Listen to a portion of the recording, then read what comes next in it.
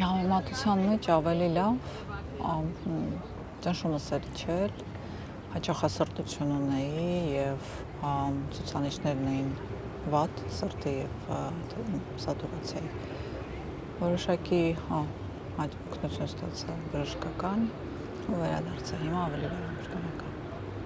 Տիկին Թանդիլյան, իսկ այդ ամենի ֆոնին լույսի անհրաժեշտություն կա Ացադուլը դադարեցնելու, թե այդ մասին դեռ չեք մտածում։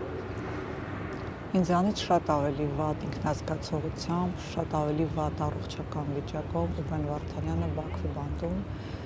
շարունակում է հացադուլը։ Յուրաքանչյուր գիտակից մարդ պիտի հասկանա, որ ամեն օր իր համար մահացու է։